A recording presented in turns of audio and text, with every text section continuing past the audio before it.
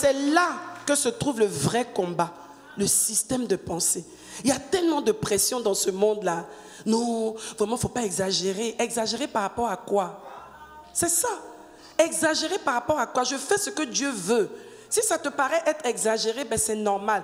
Il y a des gens qui te disent, non, mais tu sais, on est né de nouveau, on est dans le Seigneur, mais il ne faut pas être aussi trop radical. Mais la parole, elle est radicale. C'est la grâce, ça dit manifester. Mais la grâce ne veut pas dire le désordre. C'est dans la radicalité que la grâce va se manifester. C'est quand tu es radical que tu es candidat pour que la grâce se manifeste dans ta vie. La grâce t'a trouvé, c'est vrai, tu ne connaissais pas le Seigneur, mais à partir du moment où tu as décidé de marcher avec lui, tu dois suivre. Et c'est radical. L'évangile là est radical. Vous n'avez pas vu Jésus, comment il était tranchant contre les pharisiens, parce qu'il ne voulait pas que les gens, il y avait trop d'amalgame et les gens étaient toujours en train de surfer entre ce qui est de Dieu normalement et puis ce qui est du monde. Chaque fois, il venait trancher, couper net. Dit non, non, non, non, ça ne marche pas comme ça. Oui. Donc, il faut que nous soyons des personnes qui soient concentrées et des personnes qui soient vraiment alignées sur la parole. C'est ça la spiritualité. La vie est spirituelle.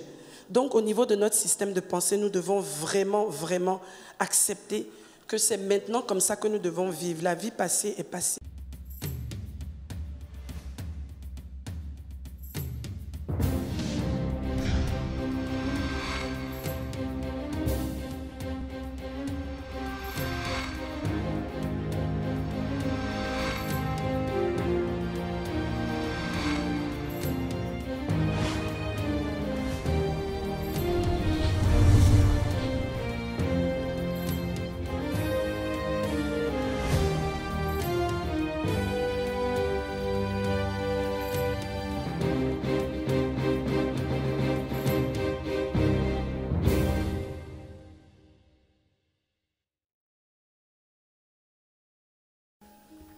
Je bénis Dieu pour le docteur Raoul Wafo, pour sa sensibilité et cette capacité vraiment à toujours donner à l'atmosphère de prendre des dimensions insoupçonnées et insoupçonnables.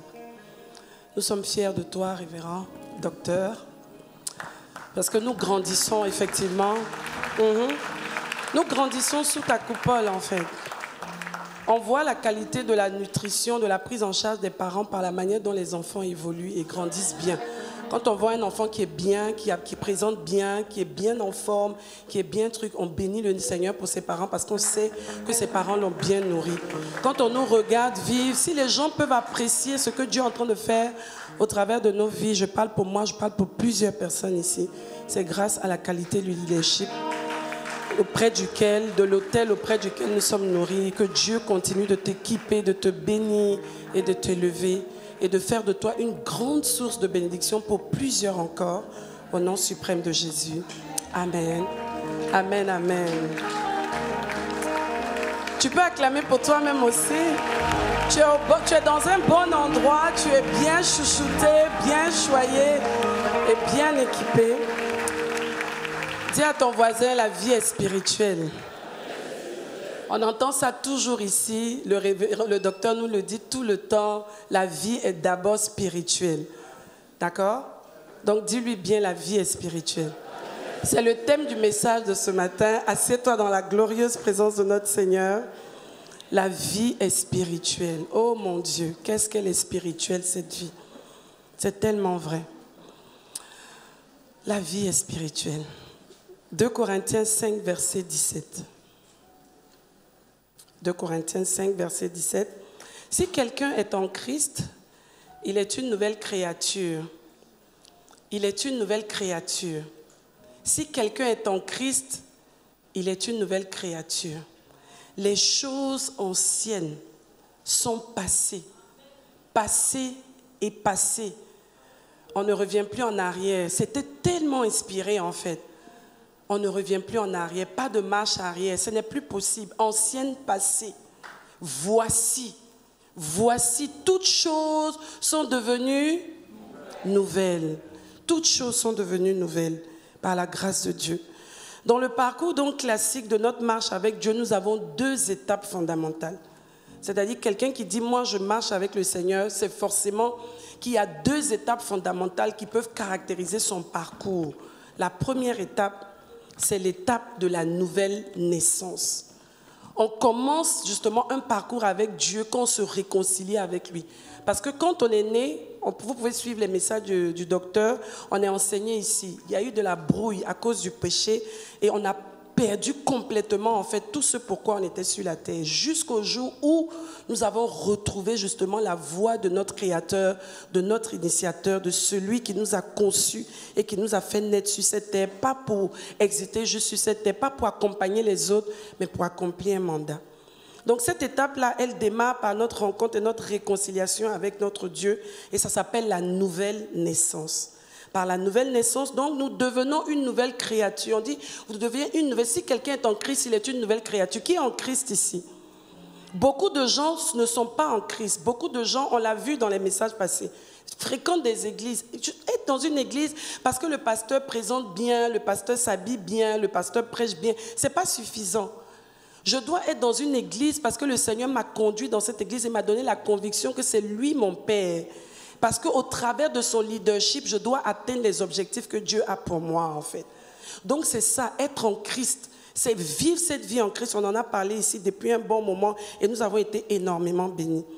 Par cette nouvelle naissance, nous devons donc adopter un nouveau style de vie. Un nouveau style de vie.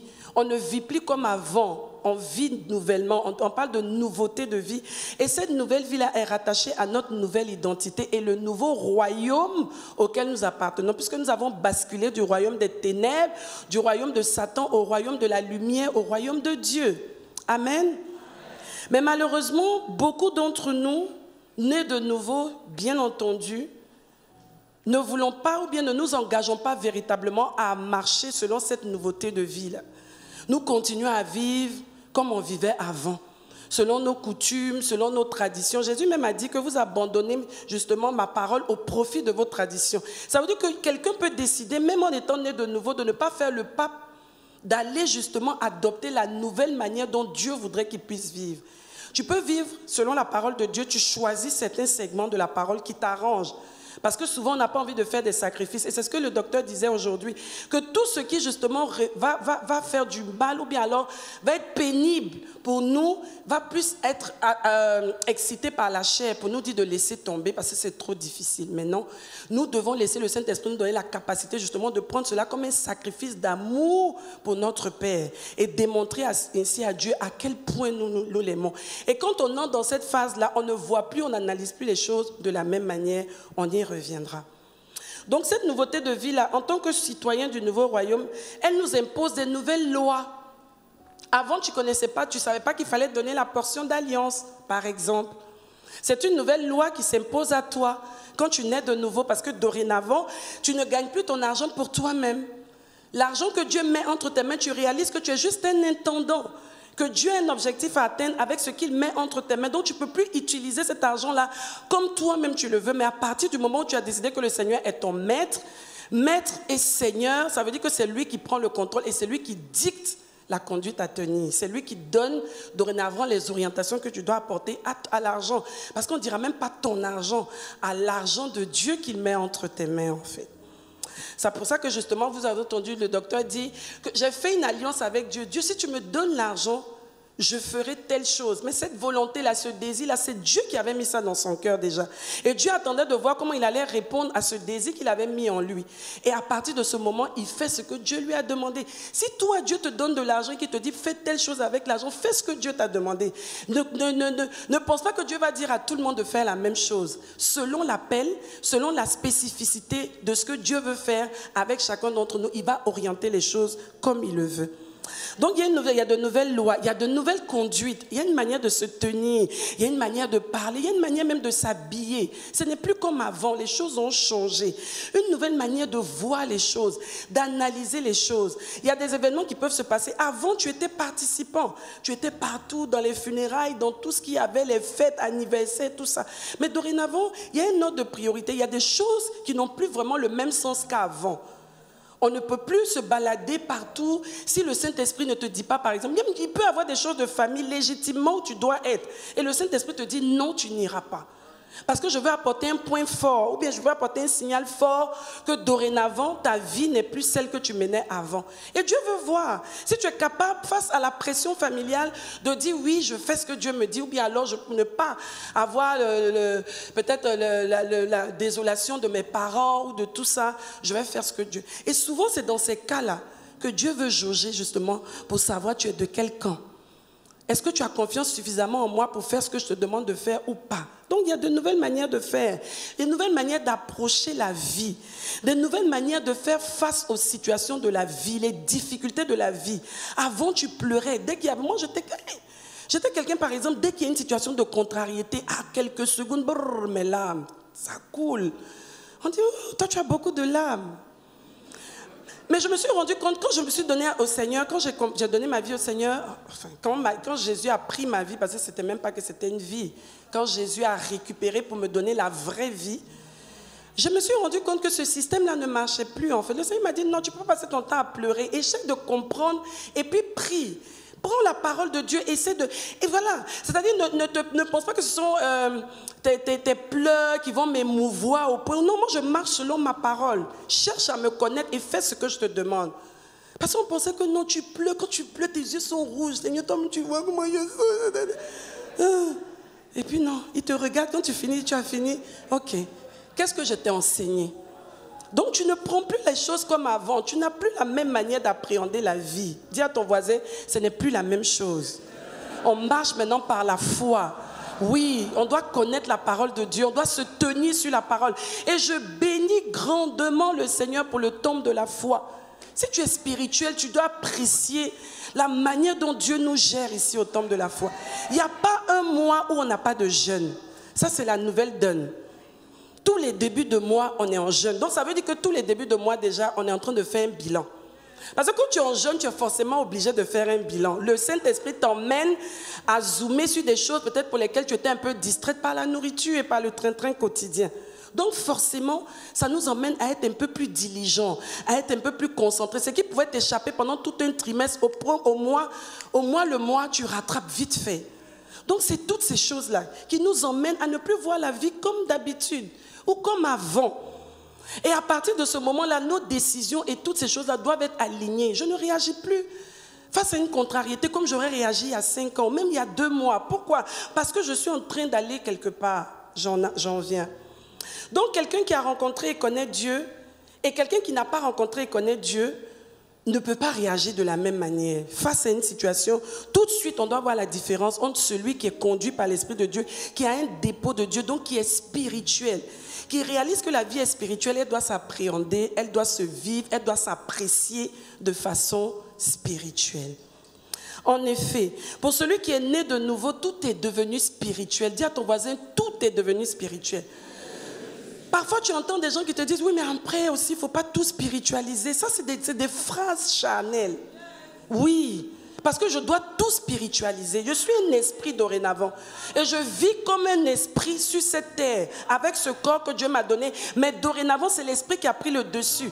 Donc, si tu marches avec quelqu'un qui te dit, non, mais il ne faut pas tout spiritualiser, tu dis, si. Je dois tout spiritualiser. Pour atteindre les buts de Dieu, je ne dois pas laisser un peu de chair se mélanger avec le spirituel. C'est tout qui est spirituel. Oui, tout est devenu spirituel, tout est spirituel. Amen. La perception des choses se fait donc à la lumière des Écritures. Qu'est-ce que la Bible dit? Qu'est-ce que la Bible dit? Il y a des gens qui n'aiment pas quand tu discutes avec eux. Dès que tu ramènes la Bible, non, ils sont mal à l'aise. Moi, j'ai été dans ce cas-là à un moment donné de ma vie. Parce que tu n'as pas envie d'affronter ou alors d'affronter, c'est bien le bon mot. Tu n'as pas envie d'affronter en fait la parole, de confronter même la parole. Mais il faut. Si on est des enfants de Dieu, c'est la Bible qui est notre boussole. Il faut que ce soit à partir de la Bible. Qu'est-ce que la Bible dit par rapport à telle situation? Et c'est par rapport à ça que je m'aligne. Je ne m'aligne pas à autre chose, à la tradition, à la culture, aux expériences. Il y a des gens qui te disent, non, mais c'est vrai, la Bible dit ça, mais tu sais, par expérience. Quand quelqu'un te dit ça, déjà, tu coupes. Non, si tu dois me parler de tes expériences, parle-moi de tes expériences qui sont basées sur ton vécu sur la parole. Là, je peux écouter, je peux prendre. Mais si tu mets la parole de côté, que toi, tes expériences, ça peut m'apporter quoi en fait? Non. Non, ma mère m'avait dit, ou bien chez nous c'est où? Chez nous, c'est là-haut. Là où se trouve, et c'est là que se trouve le vrai combat, le système de pensée. Il y a tellement de pression dans ce monde-là. Non, vraiment, il ne faut pas exagérer. Exagérer par rapport à quoi? C'est ça. Exagérer par rapport à quoi? Je fais ce que Dieu veut. Si ça te paraît être exagéré, ben c'est normal. Il y a des gens qui te disent, non, mais tu sais, on est né de nouveau, on est dans le Seigneur, mais il ne faut pas être aussi trop radical. Mais la parole, elle est radicale. C'est la grâce, ça dit manifester. Mais la grâce ne veut pas dire le désordre. C'est dans la radicalité que la grâce va se manifester. C'est quand tu es radical que tu es candidat pour que la grâce se manifeste dans ta vie. La grâce t'a trouvé, c'est vrai, tu ne connaissais pas le Seigneur, mais à partir du moment où tu as décidé de marcher avec lui, tu dois suivre. Et c'est radical. L'évangile là est radical. Vous n'avez pas vu Jésus, comment il était tranchant contre les pharisiens, parce qu'il ne voulait pas que les gens, il y avait trop d'amalgame et les gens étaient toujours en train de surfer entre ce qui est de Dieu normalement et puis ce qui est du monde. Chaque fois, il venait trancher, couper net. Dit non, non, non, non, ça ne marche pas comme ça. Oui. Donc, il faut que nous soyons des personnes qui soient concentrées et des personnes qui soient vraiment alignées sur la parole. C'est ça la spiritualité. La vie est spirituelle. Donc, au niveau de notre système de pensée, nous devons vraiment, vraiment accepter que c'est maintenant comme ça que nous devons vivre. La vie passée est passée. Et la deuxième étape, après la nouvelle naissance, naturellement, c'est le renouvellement de notre intelligence. Elle s'impose. C'est-à-dire, ce n'est pas facultatif. C'est pas non, bon, vraiment, c'est pas grave. Pour les pasteurs, oui, mais moi je ne suis pas une ancienne, je ne suis pas une diaconesse. Non. Tout croyant doit laisser son système de pensée être renouvelé. Sinon, tu ne pourras jamais atteindre les buts de Dieu. Non seulement tu ne pourras pas plaire à Dieu, mais tu ne pourras pas atteindre les objectifs pour lesquels le Seigneur t'a sauvé et te maintient encore sur la terre. Donc, cette transformation par le renouvellement de l'intelligence, elle est utile parce qu'elle va nous donner justement de pouvoir c'est-à-dire laisser Christ se calquer en nous. Tout ce qu'on était avant va disparaître et de plus en plus, on va être des vrais petits Christ manifestés sur la terre. Donc, ces vrais petits frères authentiques qui lui ressemblent. Parce que telle âme pense, telle elle est. Si vous voulez connaître quelqu'un, n'allez pas écouter seulement ses discours. Il y a des discours que les gens ont comme ça n'a rien à voir avec ce qu'ils pensent. Ils disent des choses parce que ça fait bien, ça présente bien. Mais tes actions, ou bien même ton système de pensée, quand tu parles longtemps avec quelqu'un, tu peux savoir vraiment ce qu'il pense. Quand il te lance une phrase, ça peut être un slogan qu'il a appris à l'église. Il te lance ça, ou bien même poste. Oui, la vie est spirituelle. Ok, allons plus loin alors pour voir comment elle est spirituelle dans tes agissements, dans ta façon de penser, dans ta façon d'agir. Parce que ce que tu fais, ce que tu dis et la manière dont tu agis, tout ça doit être en conformité. Amen. Donc nous réagissons comme nous sommes dans nos âmes. Vous voyez souvent, il y a des réactions qu'on a qui sont instinctives. Il y a des gens qui disent, ah, non, ça, c'était pas moi. Hein. Si, c'était toi. En fait, c'est ton vrai toi qui est en train de se manifester. Et j'avais souvent ces genres de phrases, et j'en parlais souvent avec le docteur. Il me disait, non, même dans mes rêves, je faisais des rêves, j'étais un peu surprise de me voir. Il me dit, non, ça veut dire que Dieu veut que tu pries. C'est ce que tu es vraiment, en fait, que Dieu t'a montré. Que tu penses ne pas être. Parce que souvent, on est dans des séductions. Hein. Oh non, moi, vraiment, je suis ceci, cela. Et parfois, tu as des réactions. Même toi-même, tu te dis, mais je ne savais pas que je pouvais réagir aussi violemment, en fait. Ça veut dire qu'à l'intérieur, là, il y a encore du travail à faire. Il faut des ajustements. Donc, le changement doit s'opérer de l'intérieur. Dis à ton voisin, de l'intérieur. Arrêtons de faire semblant. Et travaillons notre intérieur. Gloire à Dieu, voici 3 jours de jeûne qui arrivent encore. Ça nous aide à nous ajuster, à mettre un zoom, à vraiment regarder si tout est OK. Et le Saint-Esprit, c'est un spécialiste. Quand tu lui donnes cette opportunité-là, il ne va même pas rater ça. Il va te dire, ici, là, il faut arranger. Ici, il faut arranger. Amen. Romains 12, versets 1 à 2. Romains 12, versets 1 à 2. Je vous exhorte donc, frères, par les compassions de Dieu, à offrir vos corps comme un sacrifice vivant, saint, agréable à Dieu, ce qui sera de votre part un culte raisonnable. C'est-à-dire, pour tout ce que Dieu a fait pour nous, la raison, ce qui serait la plus haute intelligence pour nous, c'est vraiment de nous abandonner à Dieu pour dire, bon, vraiment, Seigneur, voici ma vie, voici ce que je suis, et prends cette vie-là et fais-en ce que tu veux. Verset 2, très important. Ne vous conformez pas au siècle présent. Ne nous conformons pas au siècle présent. Ne nous conformons pas au siècle présent qui a tendance à nous bombarder, à nous mettre toutes sortes de pressions. La Bible nous demande de ne pas nous conformer à ce siècle-là, mais d'être transformés par le renouvellement de notre intelligence. Parce que si nos pensées sont renouvelées, effectivement, nous allons agir et penser et faire ce que Dieu veut que nous puissions faire. Il dit, afin que vous discerniez quoi ? Quelle est la volonté de Dieu en fait?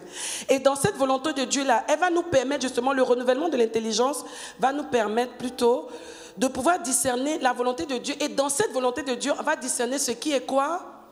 Bon. Et plus loin que ça, ce qui est... Et en plus, vous voyez ça? Que Dieu puisse nous emmener par le renouvellement de l'intelligence à tomber pile dans ce qui est parfait. Parce que ce qu'on recherche, c'est vraiment de tomber sur ce qui est parfait. Ce qui est bon, gloire à Dieu. Ce qui est agréable, c'est très bien. Mais ce qui est parfait, c'est vraiment le top des tops. C'est ce que nous voulons. Et ça passe par le renouvellement de notre intelligence. Et ce renouvellement de l'intelligence, là, va nous permettre justement de pouvoir être alignés à 100%. C'est-à-dire, il n'y a même pas de décalage. Pile poil. Dieu atteint ses objectifs, tic, tic, tic, chaque fois, parce qu'on est vraiment aligné au nom de Jésus. C'est notre intelligence donc qui nous permet de comprendre. Vous voyez qu'on parle du renouvellement de l'intelligence, donc c'est important. Pour Dieu, c'est dans cette intelligence-là qu'il faut travailler en fait, pour que cette intelligence-là soit renouvelée, qu'elle soit transformée. Parce que c'est dans notre intelligence, c'est par notre intelligence que nous comprenons la vie en fait. C'est notre intelligence qui nous permet d'analyser les situations, de prendre une situation, de la décrypter, de la décortiquer, c'est-à-dire d'essayer de comprendre pourquoi le commencement, la fin, la cause et tout ça. Tu mets tout à plat et tu essaies de comprendre qu'est-ce qui se passe en fait. C'est à partir de cette intelligence-là. Or, l'intelligence, elle tire sa force de ce qu'elle connaît, de ce que tu connais. C'est-à-dire que tu ne peux pas analyser une situation avec des choses que tu ne connais pas. C'est sur la base de ce que tu connais en fait que tu peux analyser une situation. C'est pour ça qu'il est important pour nous d'avoir de la connaissance. Et la connaissance, c'est vraiment la matière la plus précieuse sur la terre. C'est pour ça que le docteur a l'habitude de dire que la connaissance est la matière première, mais en plus, la connaissance est le piédestal justement pour l'élévation.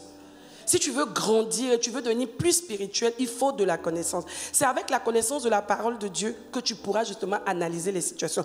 Et une fois que tu analyses les situations, c'est avec la sagesse justement que tu vas pouvoir établir le verdict pour dire ok, à la fin donc voilà la situation et pouvoir trouver la solution.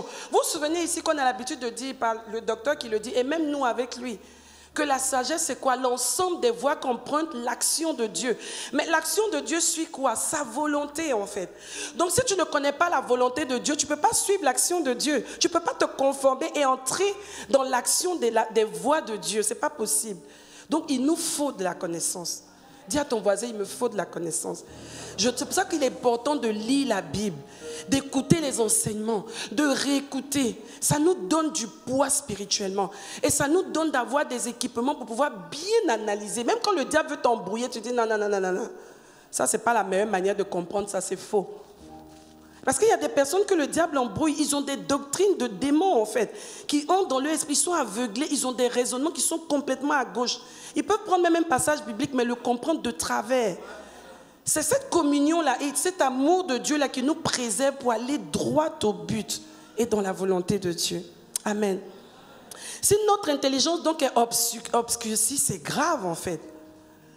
Si l'intelligence est obscurcie, puisque c'est à partir de l'intelligence que tu peux justement poser des actions ou bien alors trouver des solutions par ta sagesse. Donc si c'est obscurci, c'est que tout est dans le noir. C'est que forcément toutes les actions que tu vas poser seront des actions qui sont des actions d'un enfant des ténèbres. Parce que c'est les ténèbres qui dictent tes pensées, ce sont les ténèbres qui dicteront tes actions. Tu es avec moi? C'est ça.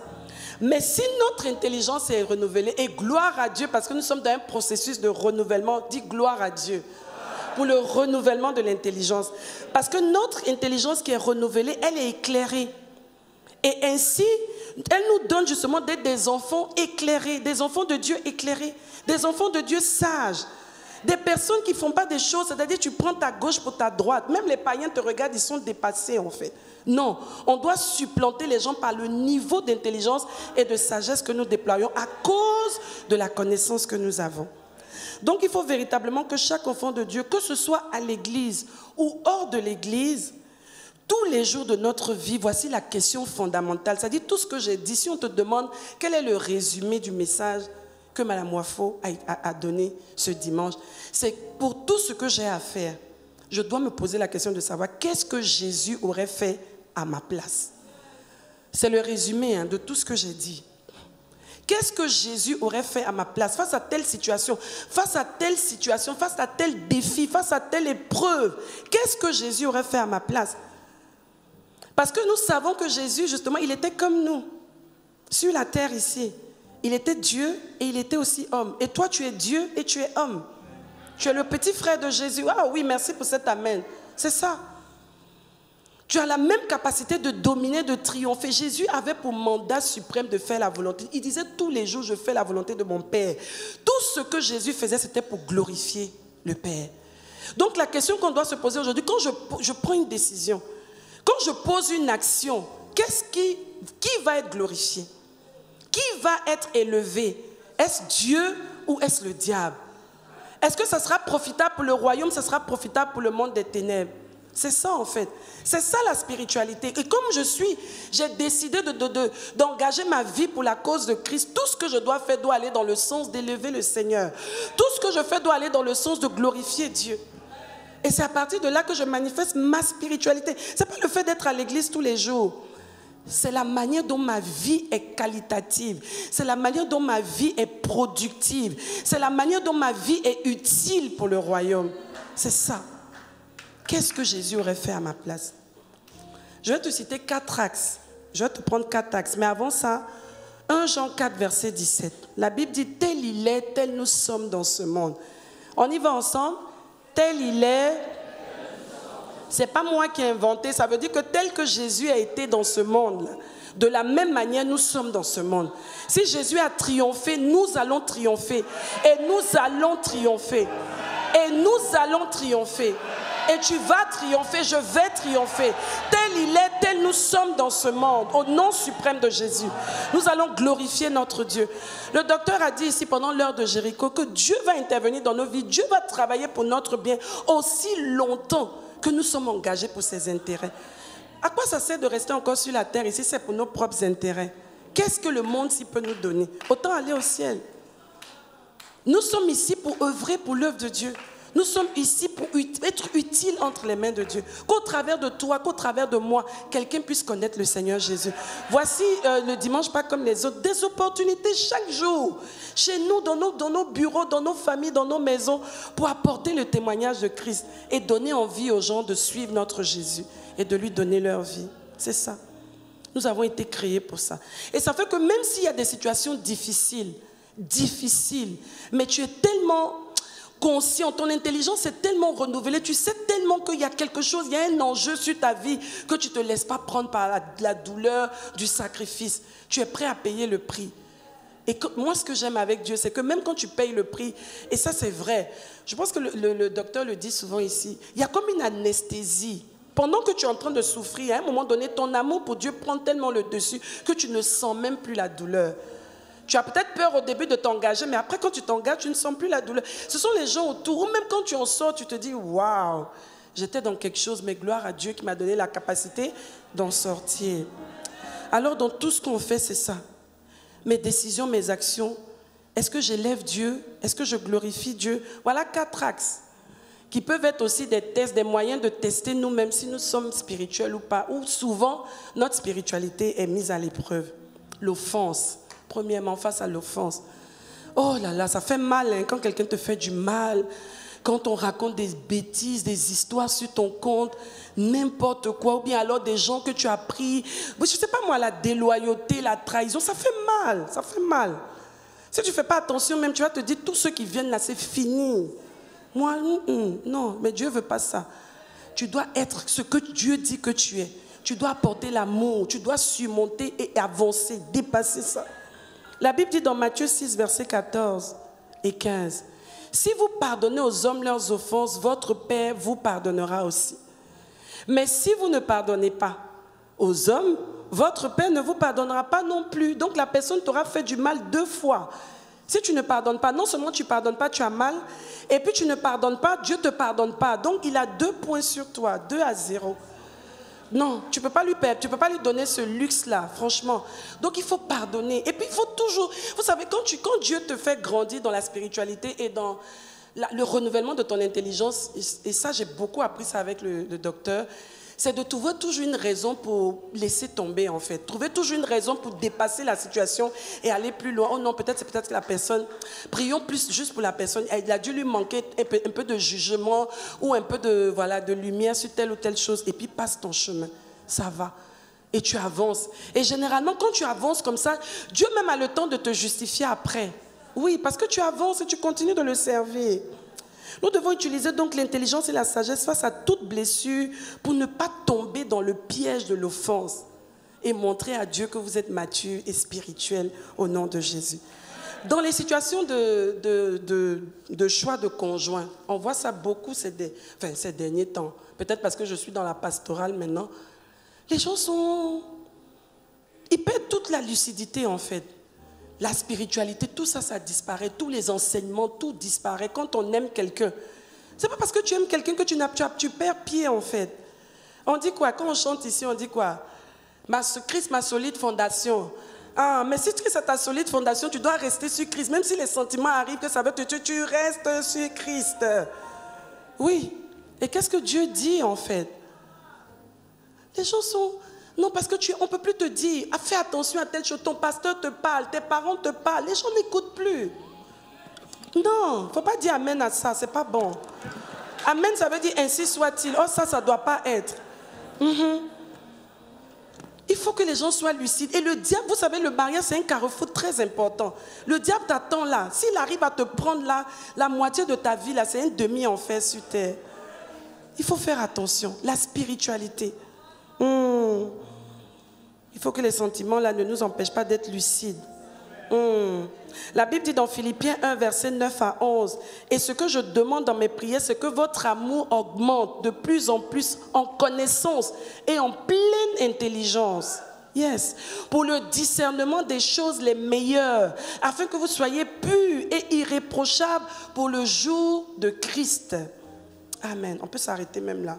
Ouais, mais on peut continuer. Rempli du fruit de justice, yes, qui est par Jésus-Christ à la gloire et à la louange de Dieu. Amen. Voici un domaine aussi où souvent notre spiritualité est mise à l'épreuve, face à l'autorité. Enfant de Dieu. J'ai vu beaucoup de choses avec ma petite vie et ma petite expérience à l'église. Je me suis rendu compte qu'on a plus de mal à être soumis à l'autorité dans l'église que quand on est à l'extérieur. Au travail, on te malmène comme pas possible. Mais patron, oui, patron, avec le sourire, mon cher, à la fin du mois, tu veux ton argent. Oui. En fait, c'est assez drôle, hein, mais ça montre en fait comment est-ce que nos cœurs sont prêts à supporter certaines choses quand on y croit. Je crois à mon salaire, je crois que j'ai besoin de cet argent, je suis prêt à m'aligner. Mais quand Dieu te dit d'être soumis aux autorités, par exemple à l'église ou dans un groupe, ou quelque part où tu es, dans ta maison, dans ta famille, face à ton époux, pourquoi on a du mal à faire ce que Dieu nous demande? C'est même nous qui devons être les personnes les mieux soumises, parce que nous avons compris que l'autorité est l'ordre par lequel Dieu passe pour bénir. C'est nous qui devons avoir cette révélation-là, c'est nous qui devons avoir cette intelligence-là. Mais aujourd'hui, pour peu qu'il y ait un petit problème, net, c'est fini. Non, moi, je ne vais plus là-bas, j'ai changé d'église. Non, ce n'est plus mon père. Donc, c'est comme ça qu'on change de père. On va à la mairie, on change. Puis à partir d'aujourd'hui, je ne m'appelle plus tant. Changer mon nom là-bas. Je suis maintenant. C'est incroyable. On doit faire attention. Et c'est comme ça que le diable nous distrait en fait. Tu peux venir à l'église, faire tout ce que tu fais là, mais si tu n'es pas aligné sur les valeurs et les principes du royaume, tu passes à côté et tu seras frustré. Tu changeras de père, tu changeras de mère, tu changeras de sœur, tu changeras de frère. Ça ne va rien apporter. C'est à ce niveau-là. Dans ces choses-là, tu vois, parfois tu vois quelqu'un, moi parfois il m'arrive, je dis non Seigneur, non, il ne faut pas. Je prie, je dis non Seigneur, non. Pour si peu, non. Mais le diable est rusé. Mais en même temps, si on aime Dieu et qu'on a une bonne communion avec lui, ça va nous préserver. Et ça va nous donner d'avoir le bon jugement et de cibler le diable pour dire, là tu m'attends, mais tu ne mourras pas. Au nom de Jésus. Et ensuite, face à l'argent, l'argent, oh l'argent. L'argent révèle beaucoup de choses. Si tu es spirituel ou pas. Si tu es charnel ou pas. Si tu es mature ou pas. Donc vraiment, comme toi-même tu as dit, ou pas. Que Dieu lui-même nous aide à avoir justement la bonne attitude face à l'argent. L'argent, c'est rien. L'argent, c'est juste un instrument. C'est un instrument que Dieu met entre tes mains. De la même manière que Dieu pourvoit, comme ça tu as un micro pour amplifier ta voix. Dieu mettra l'argent entre tes mains pour atteindre les objectifs que lui, il a pour ta vie. Et dans ces objectifs-là, toi-même, tu pourras t'épanouir, forcément, par sa grâce. Donc, faisons attention.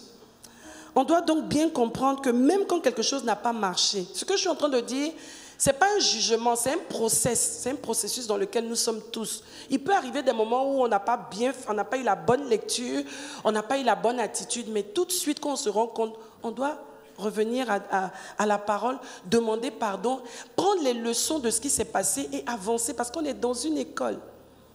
Ici à l'église, dans le parcours spirituel, c'est aussi une école. On doit assimiler que toute chose concourt pour notre bien. Ça, c'est vraiment un point d'encre, en fait. On doit garder ça dans nos âmes. Toute chose concourt pour mon bien. C'est pour ça qu'avec Dieu, tu vois, c'est pas fataliste. Il y a toujours de l'espoir. Il y a toujours une porte ouverte. Quelqu'un m'a dit ce que j'aime avec le docteur Wafo, c'est que même quand il prêche, même quand c'est dur, il y a toujours une porte ouverte. À un moment donné du message pour dire non. Quand tu te sens condamné, pour te dire non, il y a une porte de sortie. Mais c'est ça l'évangile en fait. L'évangile, c'est pas de venir dire aux gens, ah toi, oh, le feu. Non. C'est que même on te dit ce qui n'est pas bien, mais on te dit que si tu as un problème où ça ne va pas, Dieu est là, il peut t'aider et il peut toujours t'aider à rebondir. Donc, toutes choses vont concourir pour notre bien, pour nous qui aimons Dieu. Il faut aimer Dieu. Et si tu aimes Dieu, Dieu le fera. Et donc, même dans un échec, je pense qu'il a dit aussi aujourd'hui, même dans un échec, ouais, il a dit ça aujourd'hui, trop prophétique, Papa Wafo, que même dans un échec, tu dois pouvoir savoir qu'il y a une victoire qui est cachée derrière. Tu ne dois pas te décourager, t'arrêter. Tu dois prendre juste la bonne leçon à savoir pour la suite. Et tu verras comment Dieu va changer cette situation pour ton bien. Le plus important, c'est de garder sa communion avec le Saint-Esprit. Rester en contact avec la parole de Dieu. Avoir le cœur qui grandit pour son amour. Et puis de voir comment Dieu va nous faire grandir. Que Dieu te bénisse. On va prier. On va prier.